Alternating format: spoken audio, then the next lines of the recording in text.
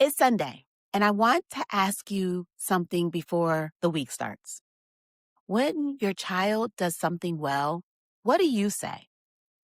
I'm Jackie Langworthy, and this is the Sunday Reset. Let's get your week ready.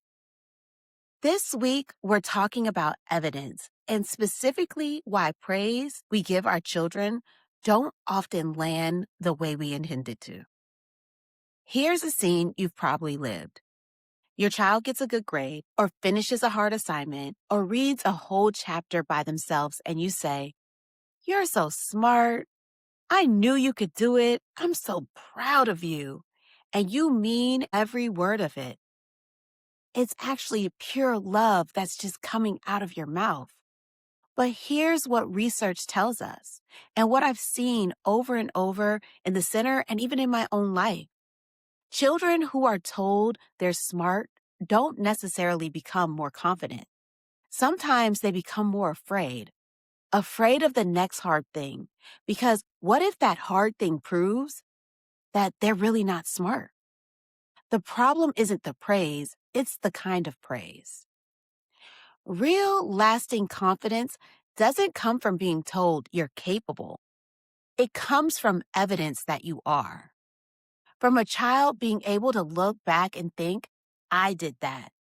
I didn't know how, and I figured it out. I can do hard things. That evidence has to be specific. It has to be real, and it has to come from the child's own experience, not just from our words about them. Confidence is earned through evidence. So what does that look like in practice? Instead of "you're so smart," try naming what you're actually observing. You kept working on that even when you wanted to quit. That's what got you here. You didn't know how to do this last month. Look at you now. That problem was hard and you didn't give up. That's what matters. Do you hear the difference? You're not describing who they are. You're describing what they did. And what they did is something they can do again.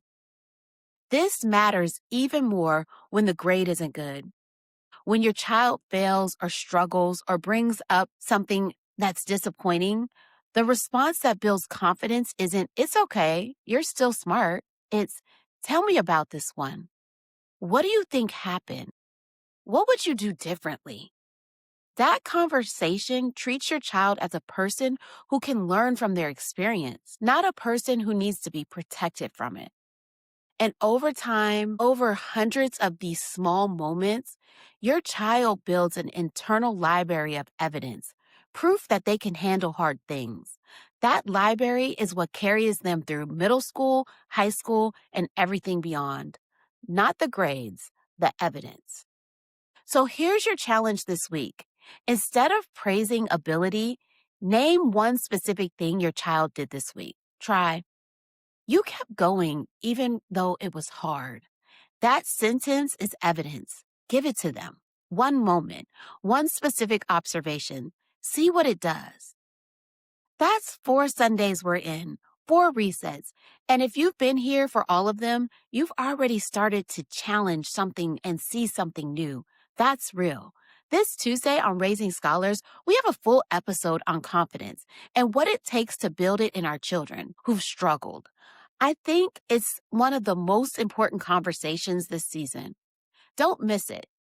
And remember, the free Raise Scholar Framework Guide is waiting for you at raisingscholarsPodcast.com. A full guide, all 5 pillars, yours at no cost. I'll see you next Sunday. I'm Jackie Langworthy. Go find the evidence to knock out this week.